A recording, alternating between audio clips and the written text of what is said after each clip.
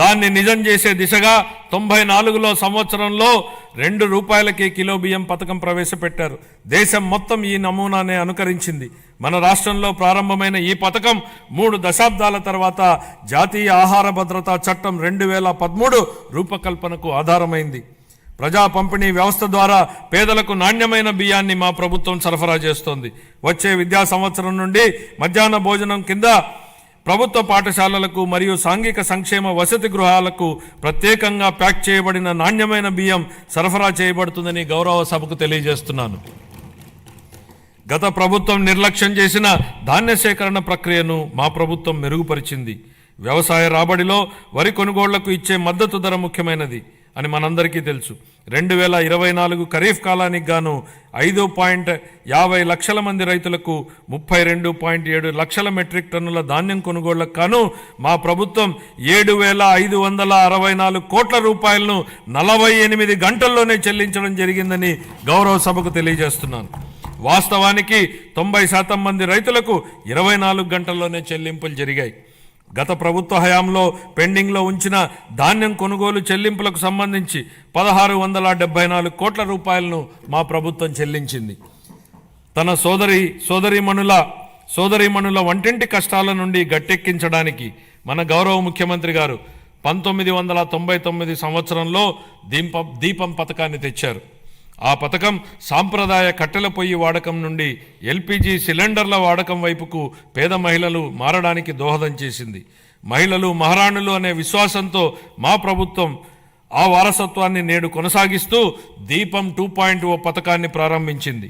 ఈ పథకం కింద 90.1 లక్షల మందికి అర్హులైన లబ్ధిదారులకు సంవత్సరానికి 3 ఎల్పిజి సిలిండర్లను మా ప్రభుత్వం ఉచితంగా అందిస్తోంది. ఈ 25-26 ఆర్థిక సంవత్సరానికి గాను దీపం 2.0 పథకం కోసం 2,601 కోట్ల రూపాయల కేటాయింపును ప్రతిపాదిస్తున్నాను.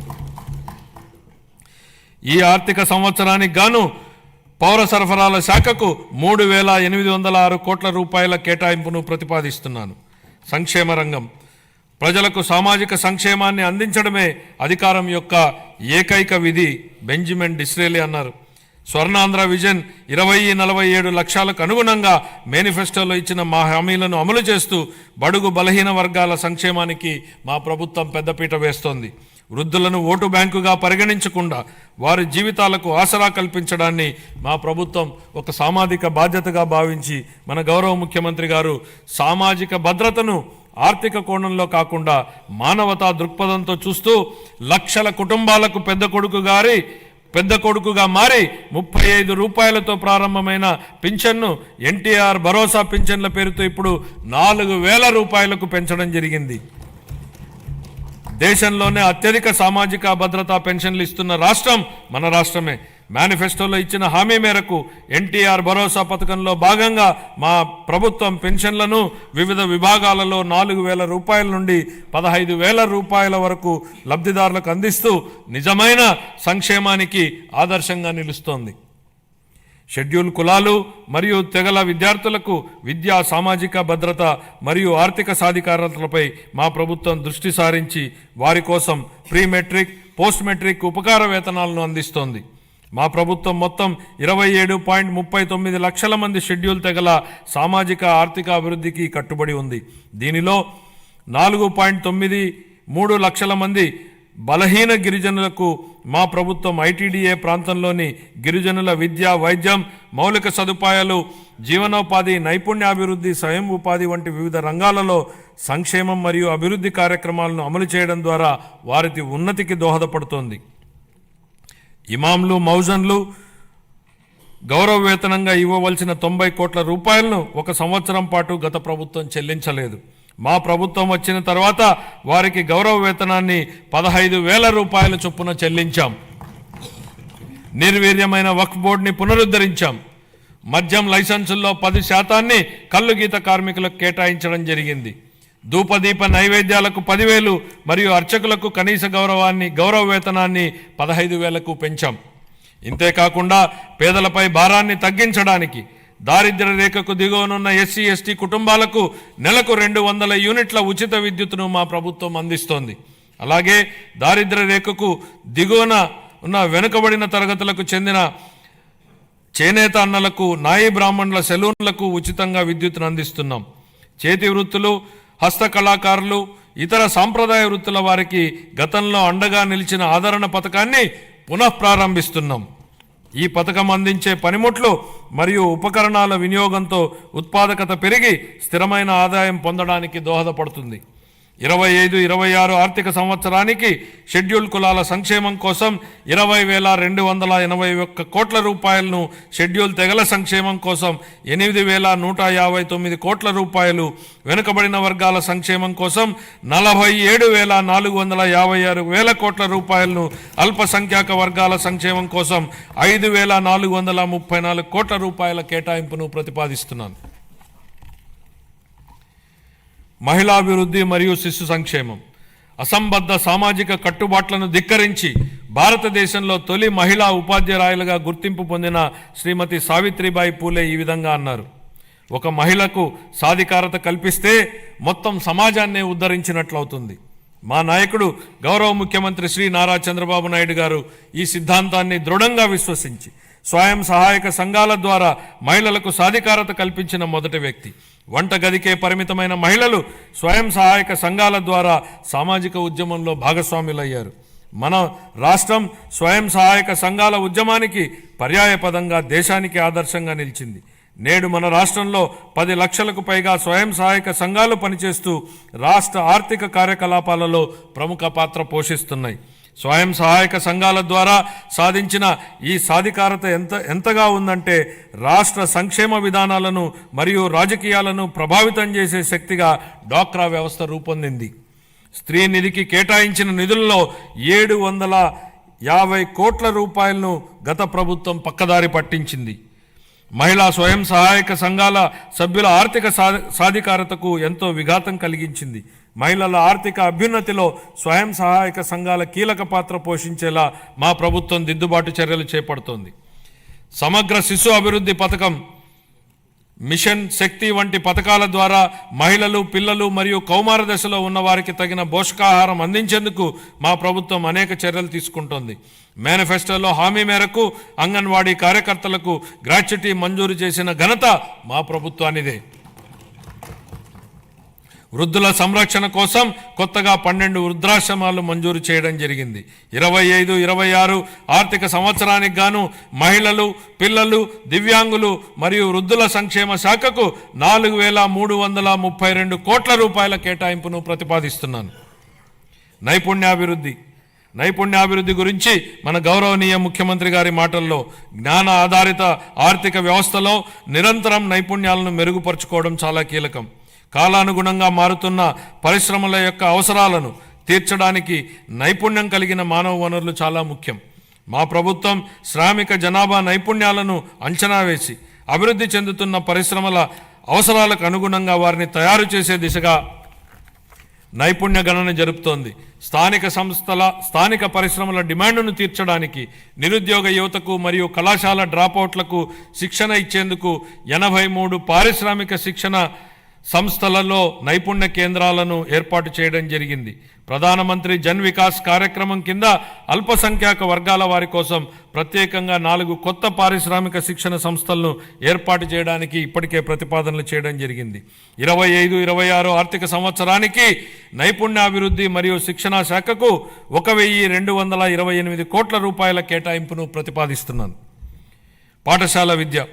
గత ప్రభుత్వ దుర్మార్గపు పాలన కాలంలో రాష్ట్ర విద్యా వ్యవస్థపై దృష్టి సారించకపోవడం, నిర్లక్ష్యం మరియు తప్పుడు విధానాల వలన మన రాష్ట్రంలోని 2.43 లక్షల మంది విద్యార్థులు బడి మానివేయడంతో వారి భవిష్యత్ ప్రమాదంలోకి నెట్టివేయబడింది.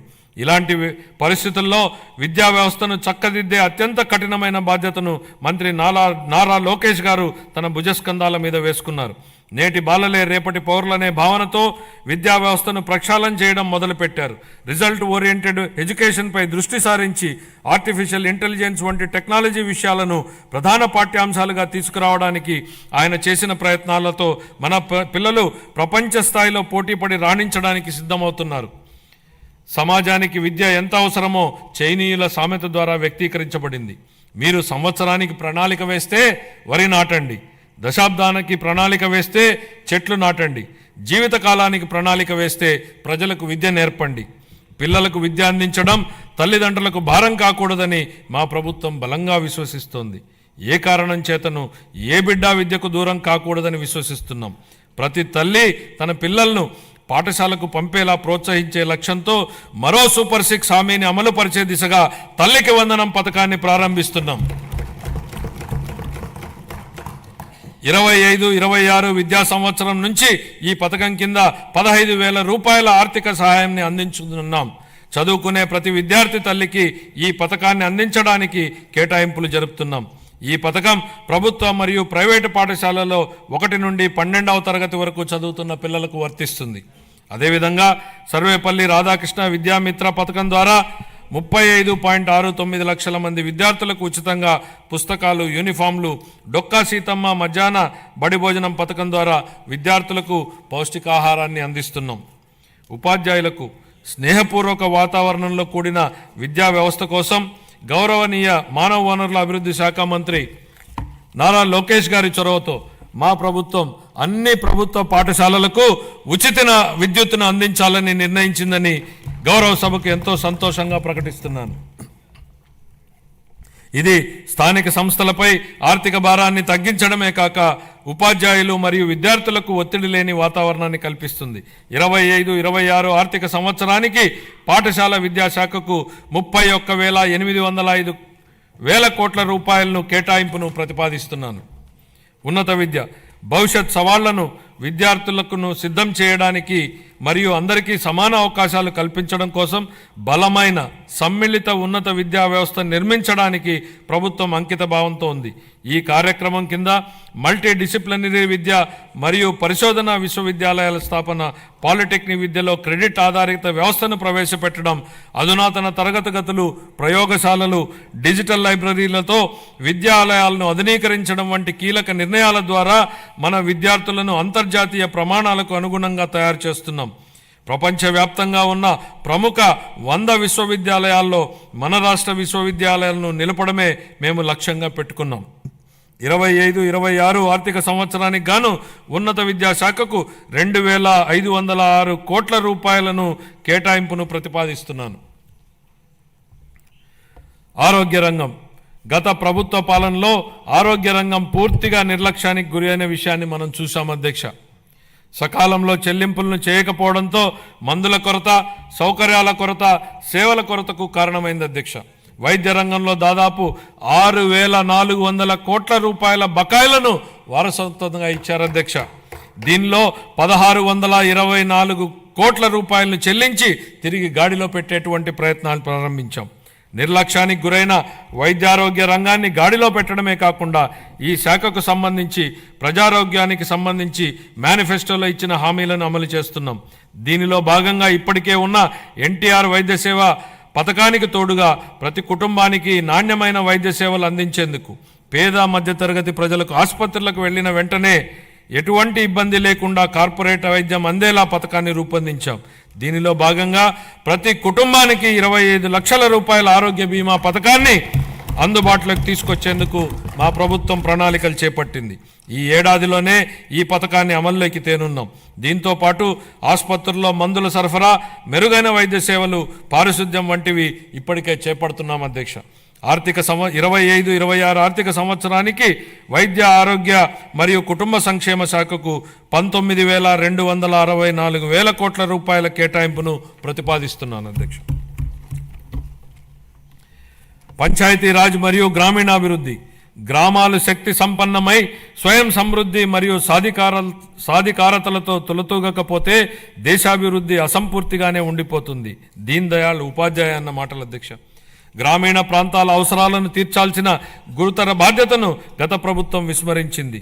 రహదారులు, తాగునీటి వంటి కనీస అవసరాలను పొందడం ప్రజల హక్కు అయినప్పటికీ గత ప్రభుత్వం వీటిపై దృష్టి పెట్టలేదు. స్థానిక సంస్థల నిధులను పక్కదారి పట్టించడం వల్ల మన రాష్ట్ర గ్రామీణ ఆర్థిక వ్యవస్థలపై ఇది ప్రభావం చూపి గ్రామ పంచాయతీల హోదాను దిగజార్చింది. గౌరవనీయ ఉప ముఖ్యమంత్రి శ్రీ పవన్ కళ్యాణ్ గారి మార్గదర్శకంలో ప్రజల జీవన ప్రమాణాలు మెరుగుపరచాలనే లక్ష్యంతో మా ప్రభుత్వం గ్రామీణాభివృద్ధిలో ముందడుగు వేస్తోంది. ప్రజల చురుకైన భాగస్వామ్యంతో మా ప్రభుత్వం సమగ్ర గ్రామ పంచాయతీ అభివృద్ధి ప్రణాళికలను రూపొందించి గ్రామాలలో సిమెంట్ రోడ్లు, తార్ రోడ్లు, పశువుల పాకలు తదితర 30,000 పనులకు మంజూరు చేయడం జరిగింది. 4,300 కిలోమీటర్ల మేరకు మంజూరైన సీసీ రోడ్లలో ఇప్పటికే 3,000 కిలోమీటర్ల రోడ్లు పూర్తయ్యాయి. మరో 1,300 కిలోమీటర్ల మేర రోడ్లు తుది నిర్మాణ దశలో ఉన్నాయి. వీటి ఫలితంగా గ్రామీణ ప్రాంతాలలో పరిశుభ్రమైన వాతావరణం ఏర్పడి ఆర్థిక కార్యకలాపాలు, ఉపాధి కల్పన జరిగింది. గత ప్రభుత్వం 5 ఏళ్లుగా స్మార్ట్ ఎల్ఈడి వీధి దీపాల పథకాన్ని పూర్తిగా నిర్లక్ష్యం చేసింది. 150 కోట్ల రూపాయల మేరకు బకాయిలను చెల్లించడం ద్వారా మా ప్రభుత్వాన్ని ఈ కార్యక్రమాన్ని పునరుద్ధరించింది. కేంద్ర ప్రభుత్వం జల్ జీవన్ మిషన్ను ఆగస్టు 15, 2019లో ప్రారంభించినప్పటి నుండి 2024-25 వరకు 13,499 కోట్ల రూపాయలను కేంద్ర ప్రభుత్వం కేటాయించినప్పటికీ గత ప్రభుత్వం మన రాష్ట్రాన్ని సకాలంలో విడుదల చేయకపోవడం వలన కేవలం 2,255 కోట్ల రూపాయలను మాత్రమే వినియోగించుకోగలిగింది. ఛత్తీస్గఢ్, జార్ఖండ్, గుజరాత్, ఒడిశా వంటి రాష్ట్రాలు 23-24 సంవత్సరానికి కేంద్రం నుంచి మనకంటే తక్కువ కేటాయింపులు పొందినప్పటికీ మన రాష్ట్రం కంటే ఎక్కువ నిధులను వినియోగించుకున్నాయి. మా ప్రభుత్వం ఈ పథకాన్ని పునరుద్ధరించడానికి చొరవ తీసుకుంది. మా ప్రభుత్వ అభ్యర్థన మేరకు ఈ పథకం గడువును 2028 వరకు పొడిగించిన కేంద్ర ప్రభుత్వానికి ఈ గౌరవ సభ ద్వారా ధన్యవాదాలు తెలియజేస్తున్నాను. దీనిలో భాగంగా సుస్థిర ఉపరితల నీటి రిజర్వాయర్ల నుండి 95.44 లక్షల గ్రామీణ గృహాలకు నీరు అందించాలని మా ప్రభుత్వం లక్ష్యంగా పెట్టుకుంది. మహాత్మా గాంధీ జాతీయ గ్రామీణ ఉపాధి హామీ పథకం కింద 45.3 లక్షల కుటుంబాలకు చెందిన 72 లక్షల మందికి ఉపాధి కల్పించడం జరిగింది. మా ప్రభుత్వం రైతులకు మేలు చేకూరేలా పొలాలకు అనుసంధాన రహదారులు వేస్తోంది. అన్ని గ్రామాలలో స్వచ్ఛ భారత్ మిషన్ కింద ఘన మరియు ద్రవ వ్యర్థాల నిర్వహణ కార్యకలాపాలను చేపట్టడం వలన అవి పరిశుభ్రమైన మరియు ఆదర్శ గ్రామాలుగా మార్పు చెందనున్నాయి. గ్రామీణ ప్రాంతాల్లో మౌలిక వసతులు, రోడ్ల నిర్మాణం విషయంలో గత ప్రభుత్వాల నిర్లక్ష్యాల వలన భయంకరమైన భరింపశక్యం కాని వారసత్వం మా ప్రభుత్వానికి వచ్చింది అధ్యక్ష. పల్లెల్లో ఎక్కడ చూసినా గుంతలమైన రోడ్లే కనిపించాయి. వంతెనలు లేక కనెక్టివిటీ లేని గ్రామాలకు అనుసంధానం ఏర్పడుతున్న ఈ రోజుల్లో రోడ్లు సరిగా లేక గ్రామాలకు అనుసంధానం లేని పరిస్థితి గత ప్రభుత్వంలో ఏర్పడింది. ప్రధానమంత్రి గ్రామీణ సడక్ యోజన, ఆంధ్రప్రదేశ్ గ్రామీణ రహదారుల అనుసంధాన మరియు ప్రాజెక్టు మరియు జాతీయ వ్యవసాయ మరియు గ్రామీణాభివృద్ధి బ్యాంకు నిధుల కింద ఈ రోడ్లను అభివృద్ధి చేసే ప్రయత్నాలను ప్రారంభించాం. అన్ని వాతావరణ పరిస్థితులను తట్టుకోగలిగే రహదారులను నిర్మించి అనుసంధానతను కల్పించే దిశగా PM జన్మన్ పథకం మన రాష్ట్రంలో అమలు చేయబడుతోంది. 2025-26 ఆర్థిక సంవత్సరానికి గాను పంచాయతీరాజ్ మరియు గ్రామీణాభివృద్ధి శాఖకు 18,847 కోట్ల రూపాయల కేటాయింపును ప్రతిపాదిస్తున్నారు. పట్టణాభివృద్ధి వేగంగా పెరుగుతున్న జనాభా దృష్ట్యా సమర్థవంతమైన పట్టణ ప్రణాళికను రూపొందించడం చాలా ముఖ్యం. పెరుగుతున్న పట్టణీకరణ అవసరాలను తీర్చడానికి అనుగుణంగా అభివృద్ధి చెందుతున్న నగరాలు మౌలిక సదుపాయాలను కలిగి ఉండాలి. రాష్ట్రాన్ని సర్వనాశనం చేసేలా ప్రణాళికాబద్ధంగా వికేంద్రీకరణ మంత్రాన్ని జపించిన గత ప్రభుత్వం బిల్లుల చెల్లింపుల విషయానికి వచ్చేటప్పటికి మాత్రం కేంద్రీకృత విధానాన్ని అమలు చేసింది. ఉదాహరణకు మున్సిపాలిటీలలో చేసే చెల్లింపులను గత ప్రభుత్వం కేంద్రీకృతం చేసింది అధ్యక్ష. దీని ద్వారా స్థానిక స్వపరిపాలన స్ఫూర్తికి గత ప్రభుత్వం పాతరేసింది. మారుమూల మున్సిపాలిటీలో ఓ చిన్న మురుగునీటి కాలువ నిర్మాణానికి సంబంధించిన బిల్లులు సైతం రాష్ట్ర సచివాలయంలోని ఆర్థిక శాఖ కార్యదర్శి చెల్లింపులు జరిపే విధానాన్ని అమలు చేసింది. కేంద్రీకృత చెల్లింపుల విధానం నుంచి మున్సిపాలిటీలకు ఆర్థిక స్వేచ్ఛను కల్పించాలన్న గౌరవ ముఖ్యమంత్రి గారి ఆలోచనలకు అనుగుణంగా ఏప్రిల్ 1, 2025 నుండి మున్సిపాలిటీల బిల్లుల చెల్లింపును కేంద్రీకృత విధానం నుంచి వేరు చేసి బిల్లులు చెల్లించే అధికారాన్ని మున్సిపాలిటీలకే ఇస్తున్నాం. స్థానిక సంస్థలకు ఆర్థిక స్వేచ్ఛను కల్పించడం, వాటి పనితీరు మెరుగుపరచడానికి ఇదొక విప్లవాత్మక నిర్ణయం. ప్రజా రాజధాని అమరావతి. అసంబద్ధ రాష్ట్ర విభజన కారణంగా రాజధానిని కోల్పోయిన మన రాష్ట్రానికి అమరావతిని ప్రజా రాజధానిగా ఏర్పాటు చేసుకున్నాం. దీనికి ఆనాడు ఆమోదం తెలిపి అధికారంలోనికి రాగానే మాట మార్చారు. మాట మార్చడమే కాకుండా అమరావతి విధ్వంసానికి నడం బిగించారు. నాటి ప్రభుత్వ అరాచక విధానాలపై అమరావతి రైతులు పోరుబాటును ఎంచుకోవడం, తమని తాను కాపాడుకుంటూ ఈ రాష్ట్ర రాజధానిని కూడా కాపాడుకునేలా అమరావతి రైతులు చేసిన పోరాటాన్ని ఈ సందర్భంగా గుర్తు చేస్తున్నా అధ్యక్ష. తిరిగి రాష్ట్ర ప్రజల ఆకాంక్షలకు అనుగుణంగా రాజధాని పనులను పెద్ద ఎత్తున చేపట్టేందుకు సిద్ధంగా ఉన్నామని చెప్పడానికి సంతోషిస్తున్నాను అధ్యక్ష. రాజధాని అనేది ఓ ప్రాంతం కోసం కాదు, రాష్ట్ర అభివృద్ధి కోసం దోహదం చేసే గ్రోత్ ఇంజన్గా అమరావతిని తీర్చిదిద్దాలనేదే మా ప్రభుత్వ లక్ష్యం. మహారాష్ట్ర అభివృద్ధికి ముంబై ఎంత కీలకమో, తెలంగాణ అభివృద్ధికి హైదరాబాద్ ఎంత ముఖ్యమో, మన రాష్ట్ర ఆర్థిక వ్యవస్థను ముందుకు తీసుకెళ్లడానికి అమరావతి నిర్మాణం కూడా అంతే అవసరం.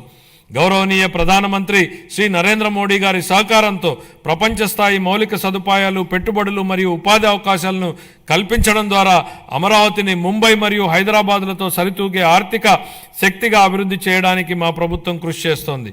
అమరావతిని విధ్వంసం చేసేందుకు నాటి పాలకులు చెప్పిన మాటలను ఈ సందర్భంగా గుర్తు చేయాలనుకుంటున్న అధ్యక్ష.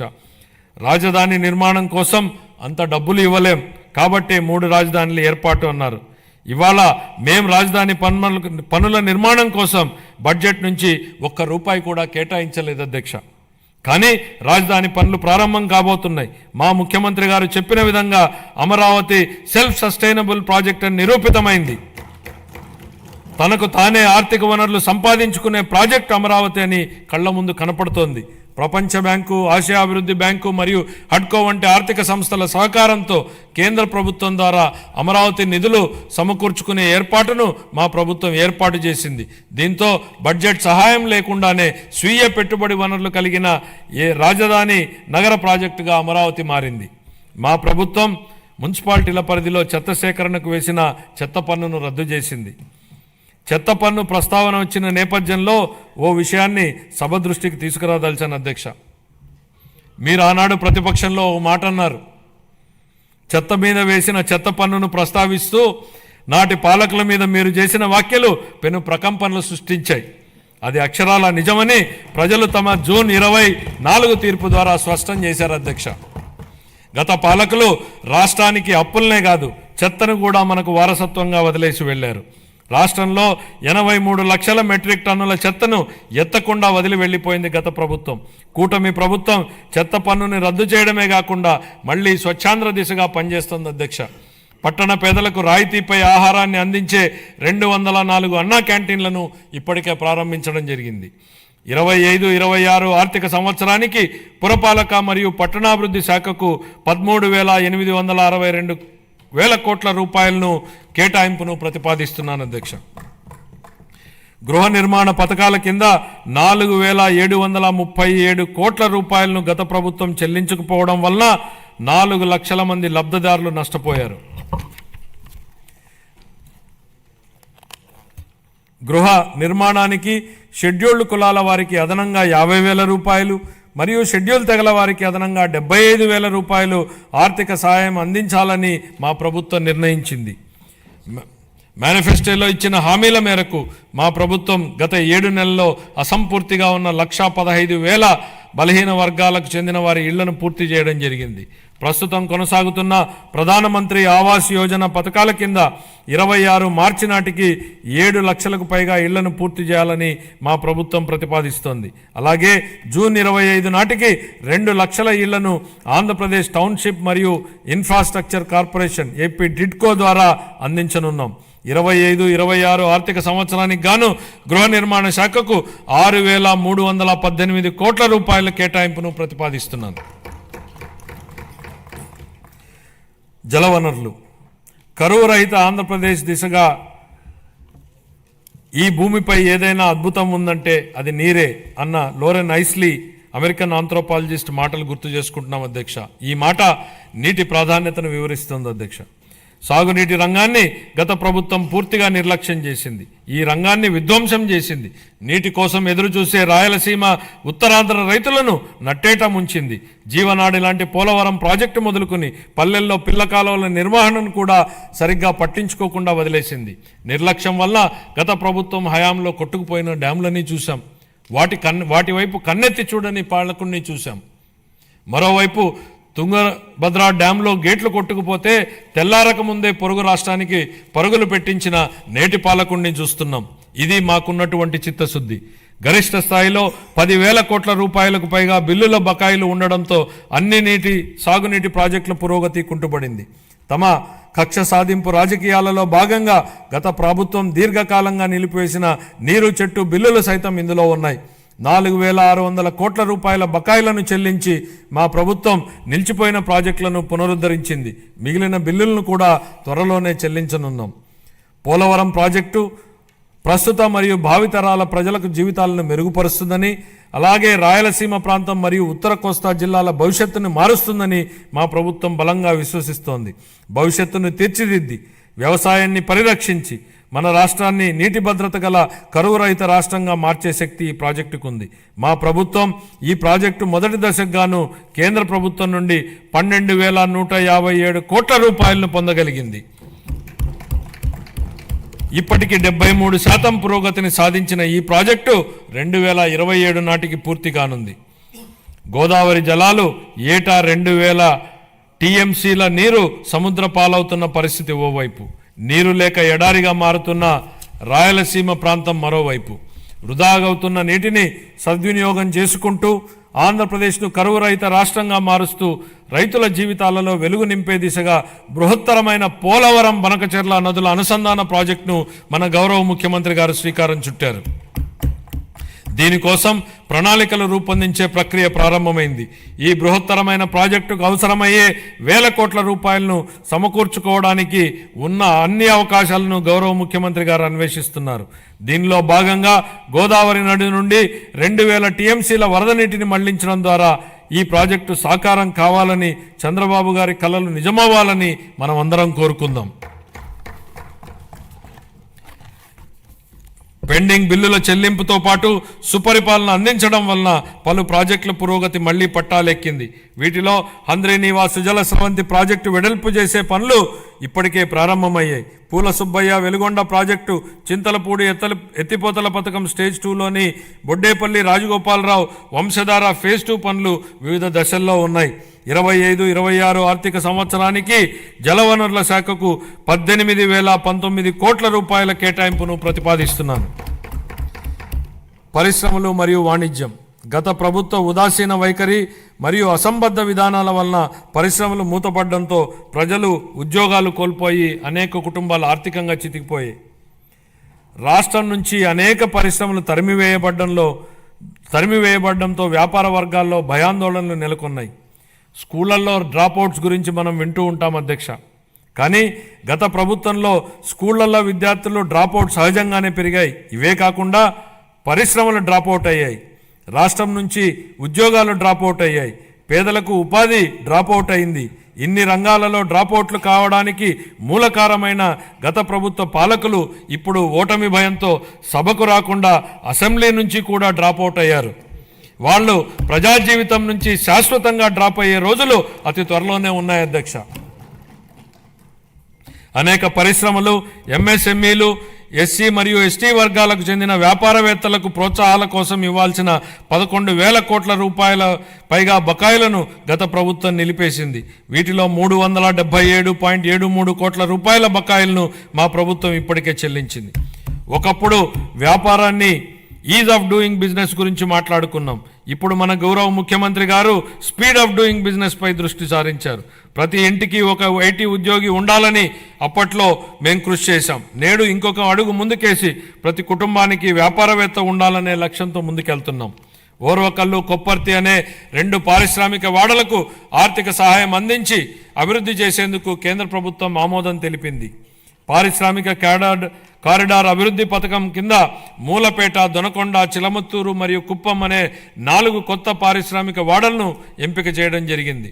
పారిశ్రామిక వృద్ధిని వేగవంతం చేయడానికి మరియు దృఢమైన పెట్టుబడి వ్యవస్థను నెలకొల్పడానికి మా ప్రభుత్వం ముందు చూపుతో కూడిన అనేక విధానపరమైన కార్యక్రమాలను ఆవిష్కరించింది. 4 లక్షల మందికి ఉద్యోగ అవకాశాలు కల్పించే దిశగా ప్రధాన పెట్టుబడిదారులైన NTPC, green energy limited, Arcelor Mittal steel company, NHPC, BPCL, Reliance industries, LG electronics, TCS, Tata power, Greenko group, Hero future energies, Ecoren ఎనర్జీల నుండి మా ప్రభుత్వం 6.3 లక్షల కోట్ల రూపాయల పెట్టుబడి హామీలను సాధించగలిగింది. ఈ సందర్భంగా పెట్టుబడుల సాధనలో శ్రీ నారా లోకేష్ గారి గురించి ప్రత్యేకంగా చెప్పాలి అధ్యక్ష.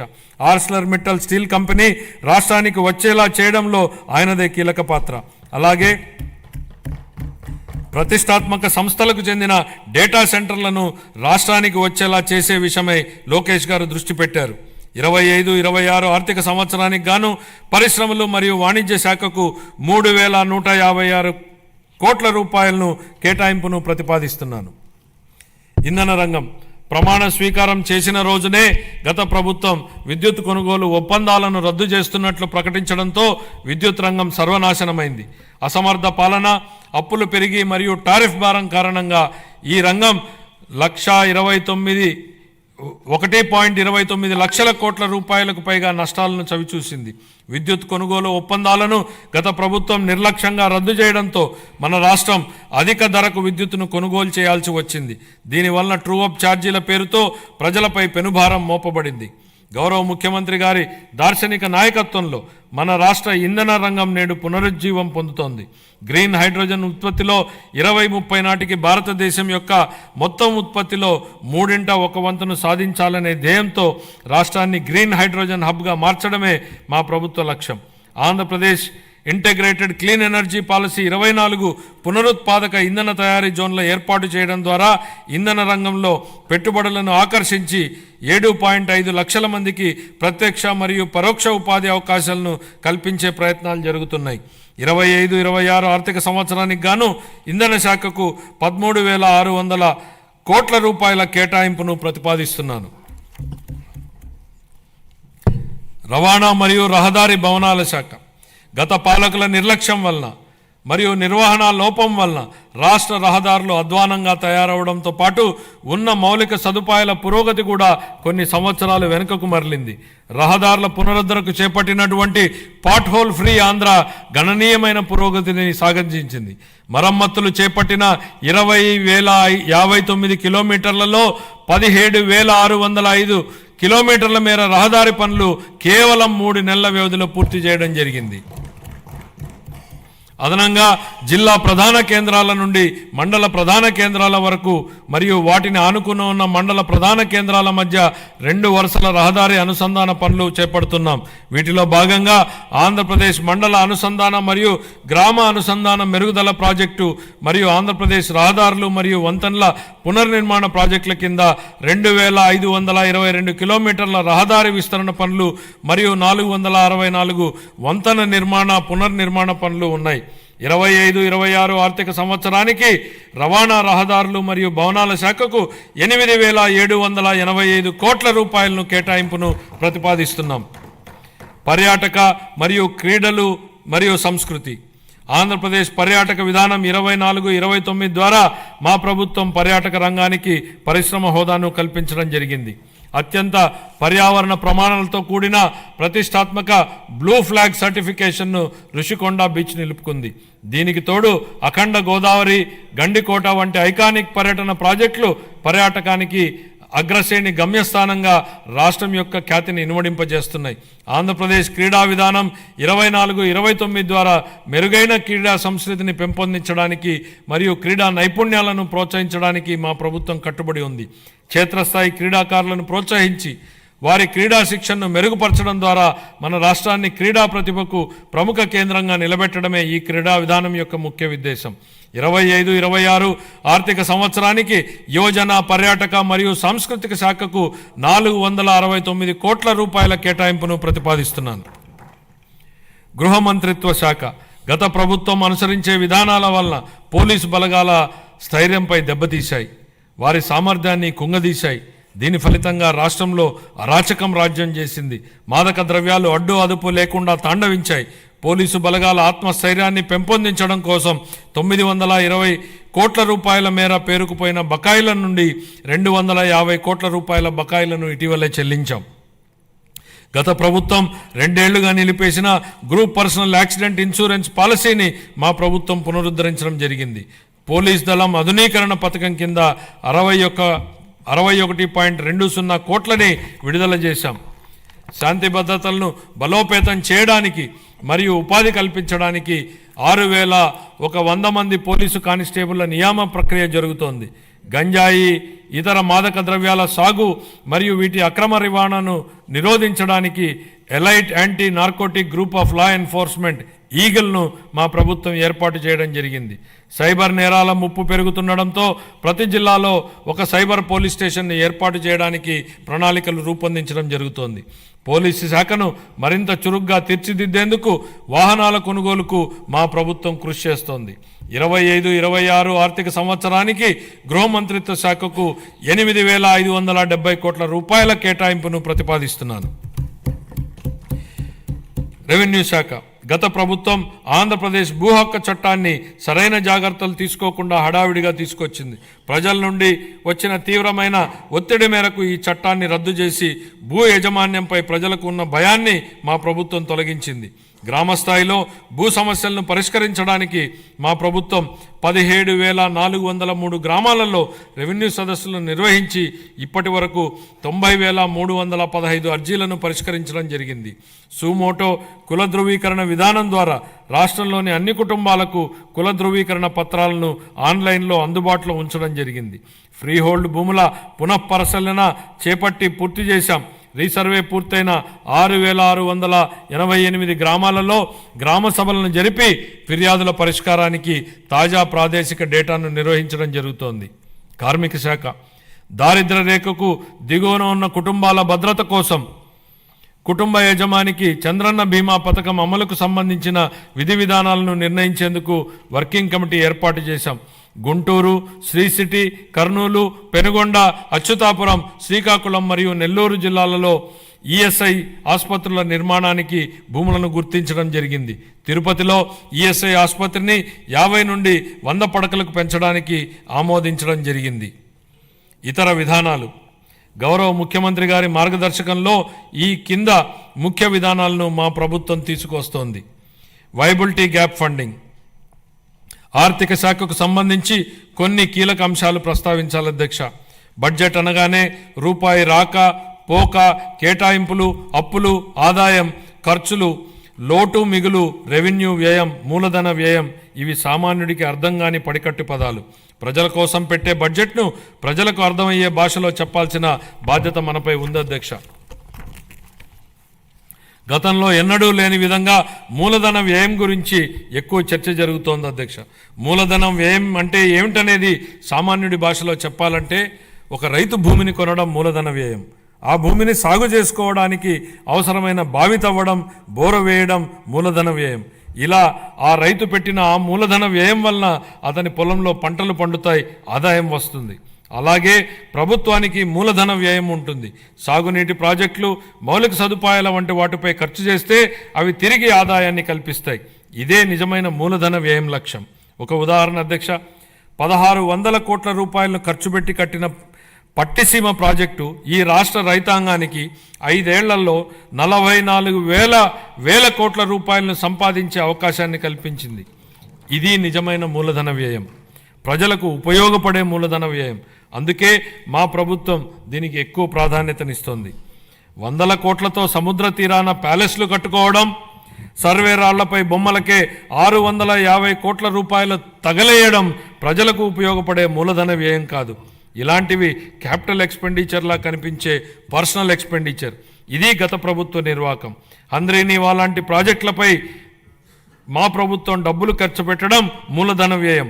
ఇది నాటి పాలకులు ఖర్చు పెట్టిన విధానానికి, నేటి పాలకులు ఖర్చు పెడుతున్న విధానానికి ఉన్న వ్యత్యాసం. అదే రూపాయిని ఎవరు ఎలా ఖర్చు పెడుతున్నారనడానికి ఇదే ఉదాహరణ.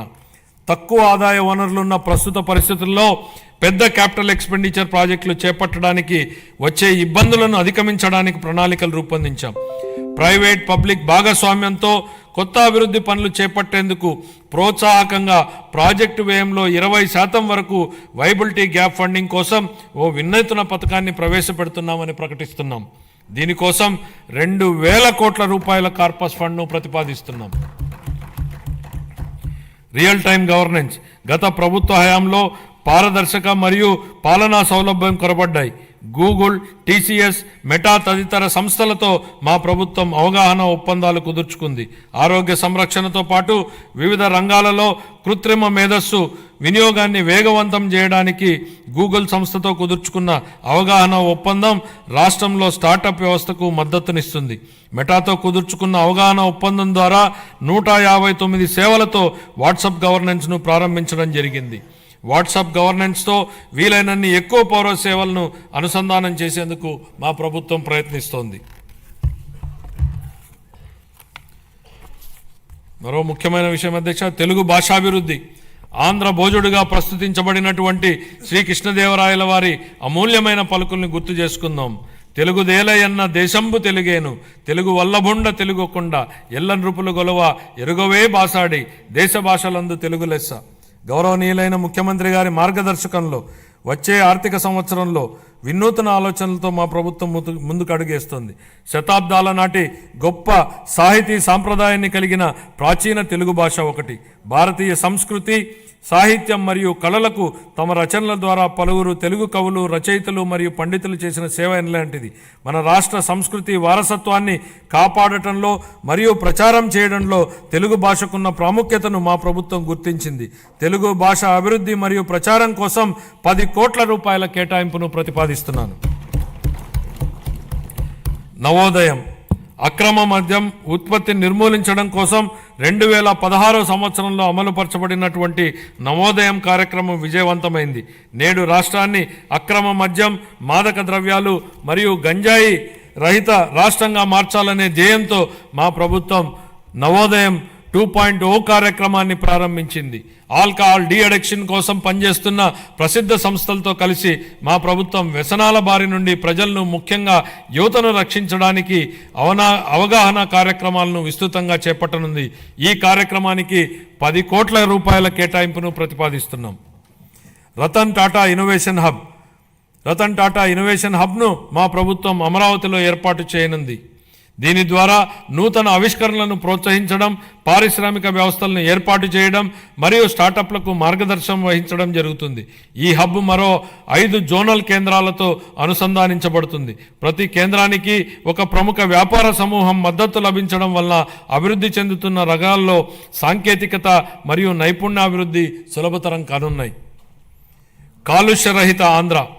దేశ రాజధాని ఢిల్లీలోని పరిస్థితిని చూస్తే కాలుష్య ప్రమాదం స్పష్టంగా కనపడుతుంది. మన రాష్ట్రం కాలుష్యం బారిన పడకుండా మా ప్రభుత్వం చర్యలు తీసుకుంటోంది.